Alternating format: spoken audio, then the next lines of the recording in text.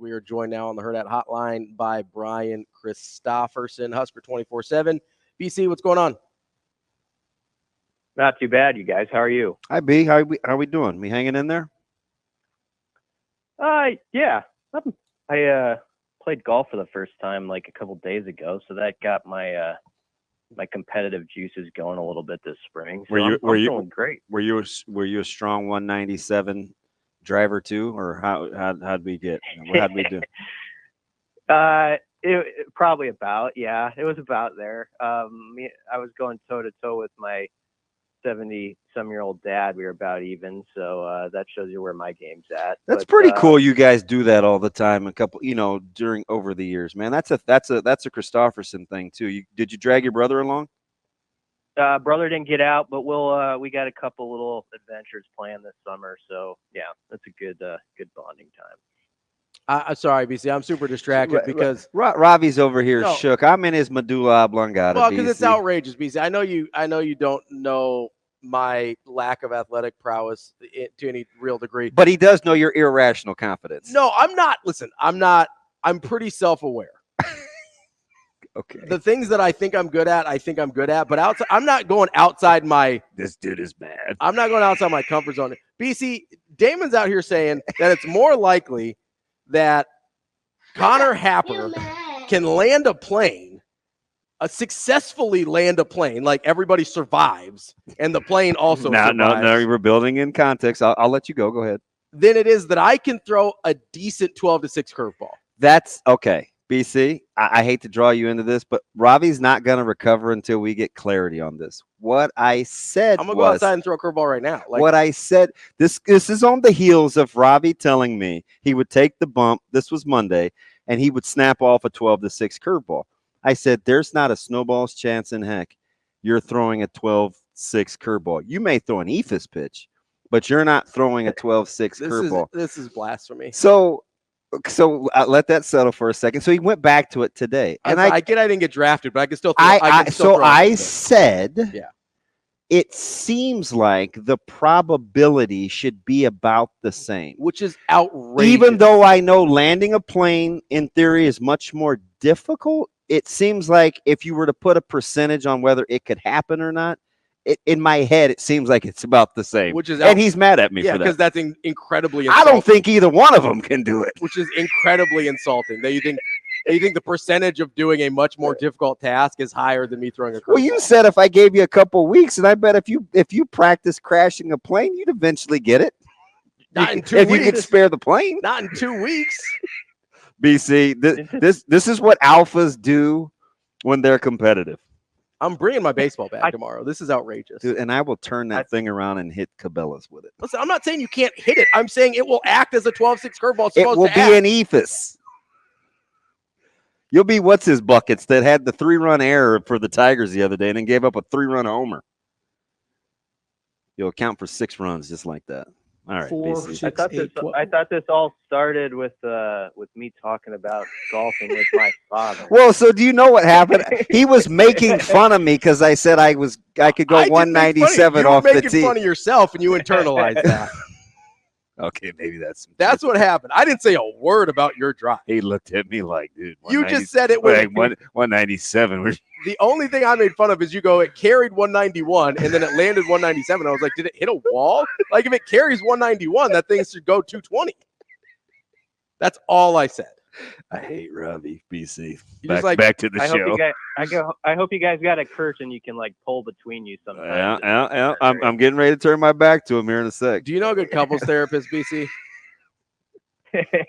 I'm just listening, jotting down notes, and it's educational, and we'll get somewhere with this. I promise you. Well, all right, so listen, since everything said is kind of referendum on spring, we might as well stay with all hyperbole and say that one of Coach Rhule's better press conferences of the spring. I mean, we rank every day, don't we? Every time he takes the podium. Yesterday seemed pretty deep, pretty philosophical.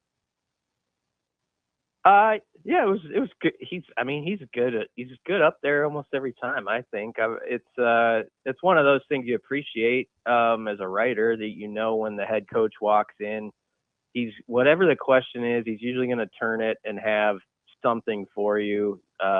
that's either quote worthy or it's kind of interesting, or it's a sound clip that even gets picked up elsewhere across the college football landscape.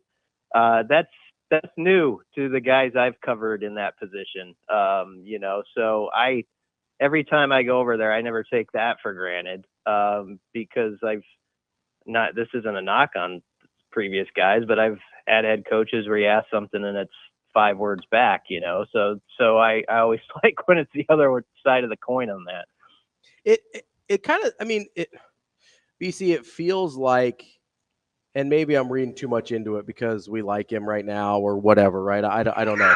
Situational. Did you catch his right now, BC? Well, it all could change. It can, right? Yeah. If they start 0-2 again, I'm guessing people will feel differently. I don't think that's inaccurate, right? But it seems like there is a certain level of, and I know part of it's just he's just a good orator and things like that, but I think there's a certain level of confidence in who he is and what he's doing in terms of his process that he's not afraid to talk before the results come. Does that kind of make sense? Yeah. Yep. He's been there. He's had success doing it with a certain method. And so I think right now people are inclined when he speaks to look at his track record and say, I like how it sounds. And I also have some data on the paper that suggests that this is going to keep climbing over the next couple of years. And so, yes, we're in that season of optimism where whatever gets said, you kind of want to turn it in the most positive light. I did like, though, that he separated, the seasons up. Like you had the quote, you got to do well in the winter to give yourself a chance in the spring, and then the spring, the summer, and so on. I actually would nod my head to that, because sometimes everything you write in the spring or put out there gets accused of sort of being just like overly optimistic. And it's like, here, drink this Kool-Aid, fans, dive into this. I've always tried to tell people, whatever is written in the spring is a spring story to me. It's like, this is a person or whatever that's rising within camp and is possibly making noise on the depth chart. Now, whether that means this person we're writing about or this topic is going to translate well against Wisconsin on a cold day in November, I can't say. But you can separate those categories and not think that everything, if a guy's positive in April when he gives a quote, that it's some, dramatic statement about how it's going to be way better on October 8th or whatever. And so I don't know if those 2 points connect with what Rhule was saying, but it does. That's how I feel. It's like, you got to just separate all these in the stations and realize you're right now we're in the spring part. So, you're just trying to see like who's rising up the depth chart, who's doing what's maybe improving somewhat. And then it's hard to translate what that's going to mean in the fall, but that they're giving themselves a shot with some of the stuff that seems to be on the climb. You talk about putting things out there and, being transparent. Like, it's always like he's a couple of steps ahead. BC, give me your thoughts when you listen to this. Shane play Rhule clip 4 on the transfer portal. Yeah, I think if anybody on our team wants to go in the portal, it's open today. That's their right. Obviously no one has yet. I don't anticipate anybody going in. When we get done with spring, we'll have a couple days to see if something's best for them. Our guys are really transparent. We've had players on our team already have people from other teams contact them, come in, walk in, say, Coach, look at this, show us a text message, show us this. It's a sad state of college football when, but the problem's not the players. Let me start there. The problem's not the players. So I love our guys. I want everyone to be here, but I also want them, we had guys transferred to other places last year. I've talked to their coaches. I've talked to them, how they doing. And once you played for me, you play for me for life. So, maybe it's a unique challenge in terms of some guys like, but we're pretty transparent with our guys. Like, if they want to come talk to us, we're here to talk to them. I ask the coaches after scrimmages to meet with guys one-on-one. I'm always available. So, BC, thoughts? Well, I just think it's someone who trusts the setup they have. It's just like, here's an open door. there's a transparent process where we feel the communication is always open to the players to if they have something to get off their chest, we're there to hear it. And when you feel like you have that open to the other side, or you're in it together, you sleep probably a little bit better at night during periods like this transfer portal cycle, because you feel like you do have a transparent relationship or a good feeling about how maybe the other side feels more than some other programs. And I believe that they believe that they've got that sort of relationship with their players starting to go. And, if there's 4 or 5 guys who, in a couple of weeks decide, you know what, I do need to explore something that maybe helps me individually a little bit better. I think it's the proper practice now as the head coach to not let that ruffle your feathers too much, and just know that's part of it. We've got a lot of guys who are really seeing that they're getting better within what we're doing. They're trusting in the relationships we're building with them. And we're going to lean into that and put our attention there instead of focusing on what could happen with this guy over here or that guy over there. Until there's a problem, why make it a problem? Like it with the portal, like why speculate about this guy or that guy?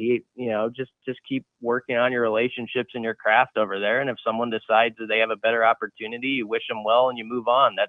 That's college football now. I really am appreciative of the fact, all around the country, like in our 24/7 sports network, it was like a national holiday yesterday a little bit at some of these places. Like, okay, the portal's open, who's going, who's coming. You're making all these lists and stuff like that. That's good for web traffic, so I guess we would take that. But honestly, that's not a thing here. It just isn't. It's not. We're in a different space than a lot of places across the country, and I hope people kind of understand that and appreciate that we're not talking about the portal near as much as everybody else in most area codes. So it is different here right now. BC, like, what do you think happens first? Is it the coaches getting a chance to know the players where you feel good enough to talk about the things publicly, like they know their audience, or you whittle it down to the players that are the most secure, that are able to handle and have the conversations when he just puts things out there like that? Yeah, it's a good question. I mean, I think it's just a two-way street, and you work that first 12 months, especially on the job of building that, what that second part you're talking about, where a player feels like this guy on the other side, this coach, when I go in his office, it's not just all about what I can do on 3rd and 5 or something like that. It's the conversations are as much about other things a lot of the time as football, if not more so. And I think if you truly have that care about people and you build up that connection, then when you get to the football conversations, or like a player who's like, I do got to maybe explore something. You've had other conversations that are more real, honestly, than the football stuff potentially that I think help you with that part, where you just feel like you can have those things. It's just like when you have you build up a friendship or something, you can talk about anything, good or bad, or I'm weighing this decision. What do you think? And so I think a big part of it really with coaching, it with all this stuff that's in the air with college sports now, Garrett McGuire said it yesterday, it still comes down to relationships. It still comes down to, like, a player wants to look at that guy and say, I trust that person. I know that person wants the better for me, whether it's here or elsewhere. And so I can go have that conversation and not, like, sneak up on anybody that I'm entering the portal or anything like that. That does happen on occasion, but I don't think there's a lot of that going on with Nebraska. I mean, we could go back to the last time the portal was open. There was a thought that many more people would jump in than did from Nebraska. And a lot of guys have let it play out through the spring and see what happens. And I'm sure there'll be a few who depart, but yeah, the numbers alone would dictate you have to do something. Yeah, they would. But considering what's going on across the country, again, I go back to what my previous point. Like, we're in sort of a strange air with this. You've got a lot of second, third year players in this program who are still building up, and maybe a few of them head out. That's possible. That's the climate now. And they might see that the depth chart isn't quite slanted like they want it. But I don't think there's going to be some mass exodus. And there's been times when people have said like, oh, in December, like, oh, is there going to be, 10, 12 people leave? And, people ask that question, and it was pretty quiet, really, relatively speaking. So I think it's going to be the same around here. There'll be a few scattered here and there. But I don't think there's going to be anything, or there's not going to be much that sneaks up on this staff and shocks them when it happens, because I do think they are building connections where guys are coming to them and having those real talks before stuff hits the public, and that's a big thing, to have that. We're talking with Brian Christopherson, Husker 24/7. BC, you hit on something there that I think is important, because we do hear them talk about relationships a lot and how that's important in the foundation. But I think sometimes people think like, oh, because I like my coach or I like this guy, then I'll do what he says. When I think you hit on something, an important distinction there, where you go, hey, if you're able to talk about real stuff, then the football becomes easy, right? So if an 18, 19, 20-year-old kid is trusting you with his life decisions, then the football decisions follow naturally, right? Is that kind of what you mean? Absolutely. I mean, there's stuff happening with these guys, like all of us, that, like I get on here and just talk about football or Husker stuff, but obviously you guys all have other things going on in your life, and there's things that are good and bad and all that. And if, you have those people that you can have those conversations with, yeah, when you get to the other stuff, you're going to feel like there's a trust there, and that's going to be an easy conversation compared to some of this stuff. Like I know Terrence Nyson was up there a week or two ago. And he was talking about, I think it was Elijah Judy, and, Elijah Judy had like a life event and had a kid and things like that. And it was really exciting for him. But like last season, he's got a lot on his mind, like, and everybody on the outside looking in is just talking about a player, like, what's he doing on the field? Why is he not getting more reps? That sort of thing. I'm not saying we were like locked in on Elijah Judy or anything. I'm just using him as an example. Like, you get like, okay, what's happening with this player on the field? And you can get focused on that. Well, they got a lot of other stuff happening too. And these coaches are in on it. And if you have that sort of connection where you've been there with that person going through life events and things that we don't even know about, some of these conversations shouldn't even be that hard after that, like you're just getting to the football part. So that's what I'm trying to say is like, I feel like if the player feels like you're that coach who's all about the stuff that really matters in life with them and wanting their betterment as a person, with their school, with their life outside of the field, the on-field discussions then, I think kind of pale in comparison. And so I think that's what they've tried to build, and there's really a genuine effort to have that with players, and it helps them in situations like this.